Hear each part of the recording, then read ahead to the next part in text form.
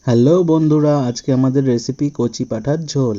দা বৈরাগী kitchen, বাঙালি রান্নাঘর, স্বাদের এই জাদুতেই সবার নজর। কড়াই থেকে ইউটিউব, ঐতিহ্যের জয়গান, স্বাস্থ্যকর খাবার।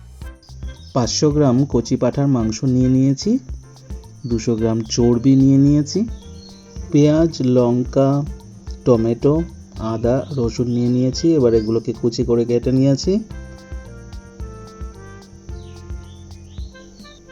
এবার মাংসের মধ্যে কুচি করা লঙ্কাগুলো দিয়ে দিলাম, অল্প একটু কুচি করা পেঁয়াজ দিয়ে দেব, এর মধ্যে একটু হলুদ, একটু কাঁচা সর্ষের তেল দিয়ে ভালো করে ম্যারিনেট করে আধ ঘন্টার জন্য রেখে দেব। অবশ্যই ঢাকা দিয়ে রাখতে হবে কিন্তু। এবার জিরে, ধনে, গোলমরিচ, শুকনো লঙ্কা এবং আদা রসুনটা পেস্ট করে নেব। এদিকে গ্যাস জ্বালিয়ে দিলাম, কড়াই চাপিয়ে এতে একটু তেল নিয়ে নেব। তেলটা নাড়িয়ে চাড়িয়ে দিলাম, গরম হলে তেলটা আলু দিয়ে দেবো, এর মধ্যে একটু হলুদ দিয়ে দেবো, একটু লবণ দিয়ে দেবো, দিয়ে নাড়াচাড়া করে ভেজে তুলে নেব। আর একটু তেল দিয়ে দিলাম এর মধ্যে, দুটো তেজপাতা, দুটো শুকনো লঙ্কা, একটু দারচিনি, দুটো এলাচ এবং হাফ চামচ জিরে দিয়ে ফোড়নটা একটু লাল হয়ে যাবে তখন পেঁয়াজটা দিয়ে দেব। পেঁয়াজটা একটু নাড়াচাড়া করে নেব। এর মধ্যে একটু লবণ, 1 চামচ চিনি দিয়ে ভালো করে নাড়াচাড়া করে নেব। একটু ঢাকা দিয়ে দিলাম। পেঁয়াজটা একটু কালার চেঞ্জ হয়ে গেলে এর মধ্যে টমেটোগুলো দিয়ে দেব। ভালো করে নাড়াচাড়া করে ভেজে নেব, তাই জন্য একটু ঢাকা দিয়ে দিচ্ছি। ঢাকা তুলে দেখে নেব টমেটোগুলো নরম হয়েছে কিনা। হ্যাঁ, নরম হয়ে গেছে। এবার এর মধ্যে পেস্ট করে রাখা মশলাটা দিয়ে দিলাম। ভালো করে নাড়াচাড়া করে কষবো মশলাটা।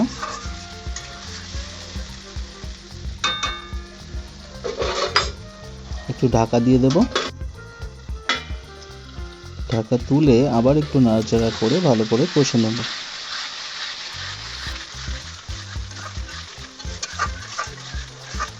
আবার ঢাকা দিয়ে দেব।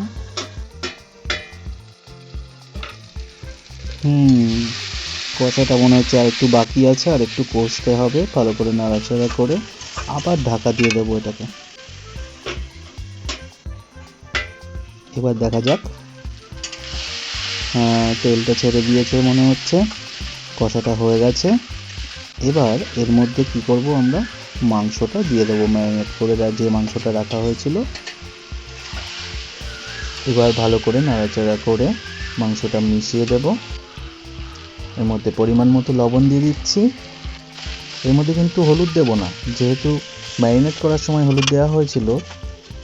ভালো করে নাড়াচাড়া করে ঢাকা দিয়ে দেব।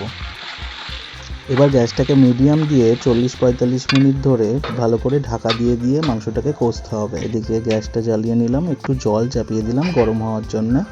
এর মধ্যে একটু হলুদ দিয়ে ভালো করে মিশিয়ে জলটাকে গরম হতে দেব। এদিকে কষাটা আর একবার ভালো করে নাড়াচাড়া করে মিশিয়ে দেব। দেখো কি দারুণ লাগছে। উফ, মাংসটা জমে যাবে আজকে। আবার ঢাকা দিয়ে দিচ্ছি। এদিকে চর্বিগুলো এই জলের মধ্যে দিয়ে দেব। এবার চর্বিগুলোকে টকবক করে ফুটিয়ে নেব। এই পদ্ধতিতে চর্বিগুলো দিলে চর্বিগুলো ঝোলে আর গলবে না। চর্বিগুলোকে আমরা জল ঝরিয়ে তুলে নেব। তুলে নিয়েছি। বাহ, কি দারুণ কালার এসছে দেখো। মাংসটাকে ভালো করে নাড়াচাড়া করে এর মধ্যে আলুগুলো দিয়ে দেব। আলুগুলোকে ভালো করে মিশিয়ে দেব।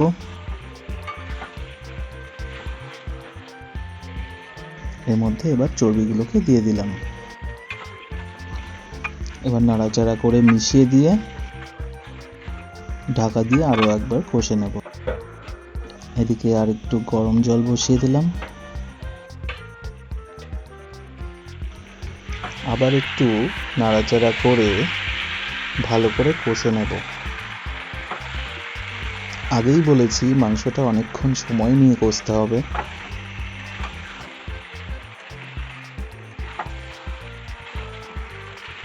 এবার যে জলটাতে চর্বি সিদ্ধ করেছিলাম সেই জলটা দিয়ে দেবো এর মধ্যে, টেস্টটা দারুণ আসবে। এদিকে একটু গরম জল দিয়ে দেব পরিমাণ মতো, যাতে মাংসগুলো ভালো করে সিদ্ধ করে নিতে সুবিধা হয়। এর মধ্যে পরিমাণ মতো লবণ দিয়ে দিচ্ছি, একটু সামান্য হলুদ দিয়ে ভালো করে মিশিয়ে নাড়াচাড়া করে এবার এটাকে ঢাকা দিয়ে দেব। এভাবে ঢাকা দিয়ে মিডিয়াম আঁচে মাংসটাকে 40 থেকে 45 মিনিট ফোটাবো। মাংসটা দারুণ সিদ্ধ হয়ে যাবে, যেহেতু কচি পাঁঠা ওই জন্য টাইম একটু কম লাগবে। এদিকে আমরা গরম মশলা নিয়ে নিয়েছি, গরম মশলাটাকে শিলে বেটে নেব। আর তোমরা তো সবাই জানোই রান্নাতে শিলে বাটা মশলা দিলে তার টেস্টই আলাদা হয়। মশলাটা বাটা হয়ে গেছে, আমরা তুলে নিচ্ছি।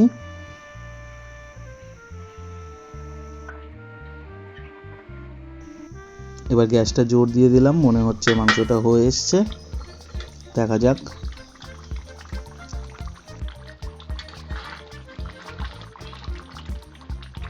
হ্যাঁ, এবার এর মধ্যে গরম মশলাটা দিয়ে দেব, দিয়ে ভালো করে মিশিয়ে